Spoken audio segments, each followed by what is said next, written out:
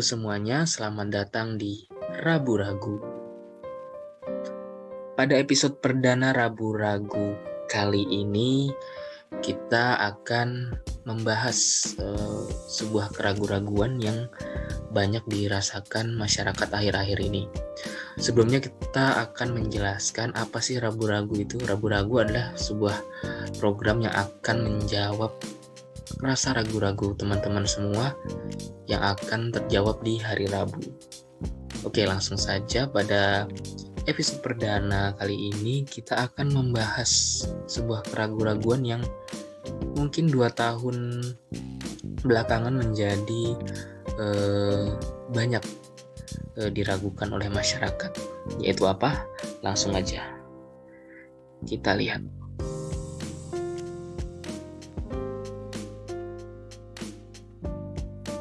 Ya, keraguan yang banyak dirasakan masyarakat adalah mengenal isi vaksin COVID-19 dan apa sih pengaruh di tubuh manusia, apa responnya ketika mendapatkan vaksin COVID-19. Pasti banyak masyarakat yang mempertanyakan hal ini. Langsung saja, ragu-ragu kita bahas.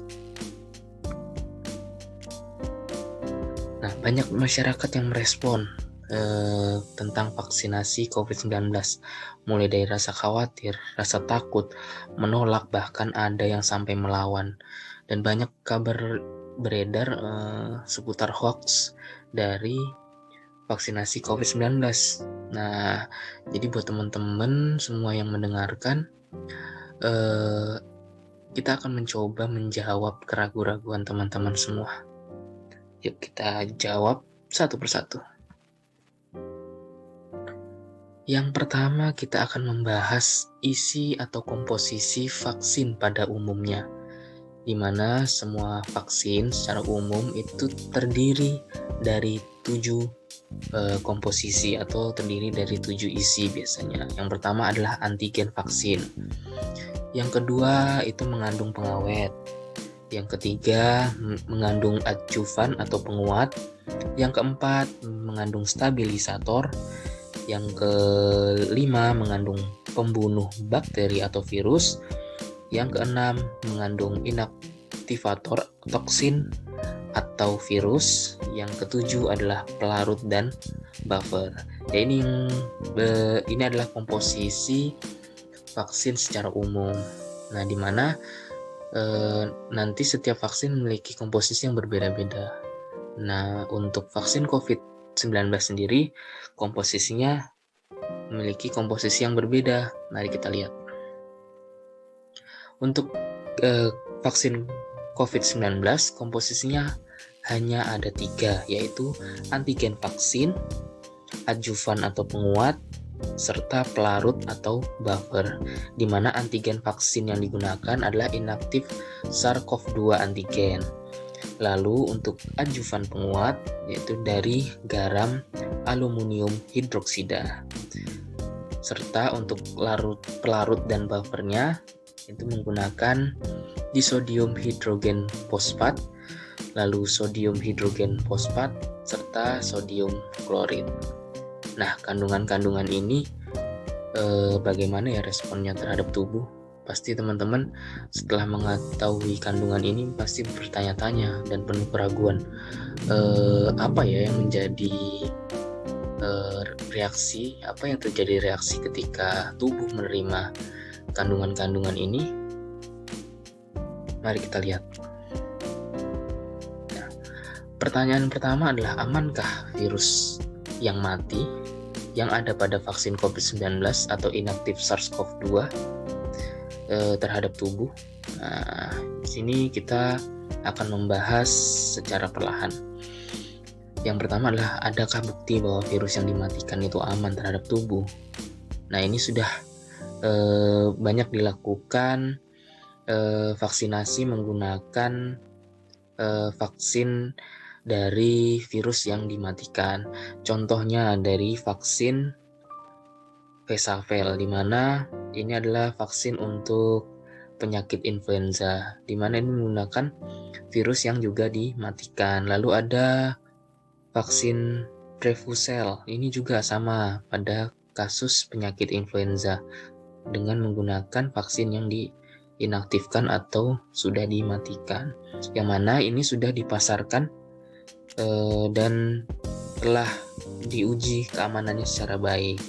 Jadi teman-teman jangan panik dulu, jangan takut dulu apakah virus yang sudah dimatikan ini aman. Ini telah banyak dilakukan penggunaan virus yang telah dimatikan pada vaksin. Lalu juga ada vaksin Verorab, di mana ini untuk penyakit rabies, sama ini juga menggunakan virus yang telah dimatikan.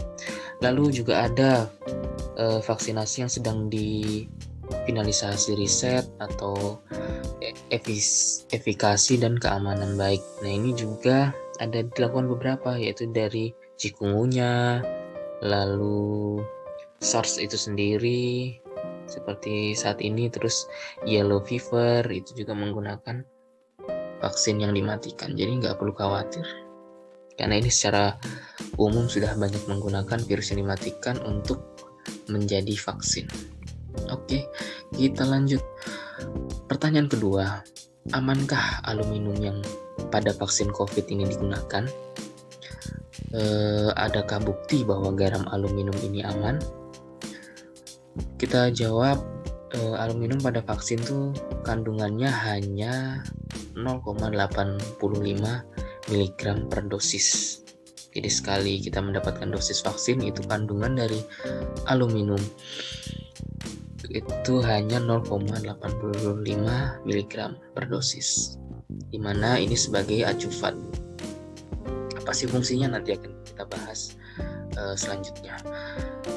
Sedangkan untuk paparan aluminium sehari-hari pun kita juga sering sebenarnya, walaupun tidak hanya dari vaksin, dari deodoran yang sering kita gunakan itu juga mengandung aluminium. Terus makanan yang kita konsumsi sehari-hari untuk orang dewasa itu sekitar 7-9 mg per hari. Terus juga buat teman-teman yang mengkonsumsi obat antasida itu malah mengandung 200 mg. Itu sudah berkali lipat dari vaksin yang sebenarnya. Lalu pada air susu ibu juga mengandung 0,04 mg per liter, serta pada susu formula juga mengandung 225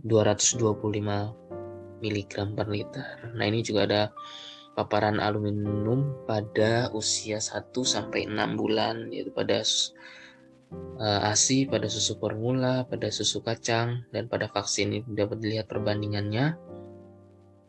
Ya, kita lanjut. Terus, amankah aluminium yang ada pada vaksin COVID-19? Nah, ini yang menjadi pertanyaan. Sebenarnya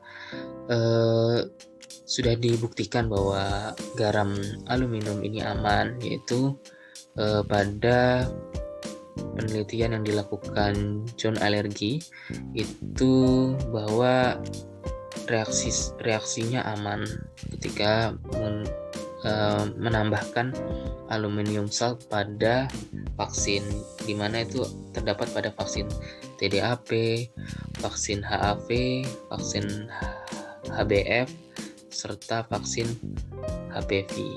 Jadi tidak perlu khawatir, karena pada vaksin-vaksin tersebut telah dan juga ditambahkan aluminium salt. Ini untuk penyakit tetanus, hepatitis A, hepatitis B, dan lain sebagainya. Oke, kita lanjut.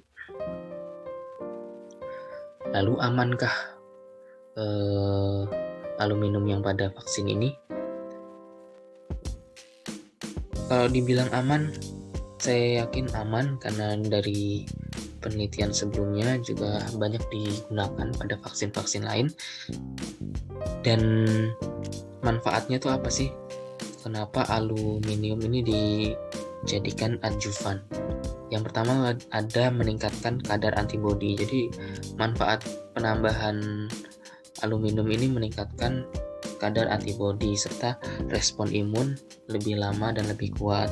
Lalu menurunkan dosis vaksin serta menurunkan dosis antigen vaksin.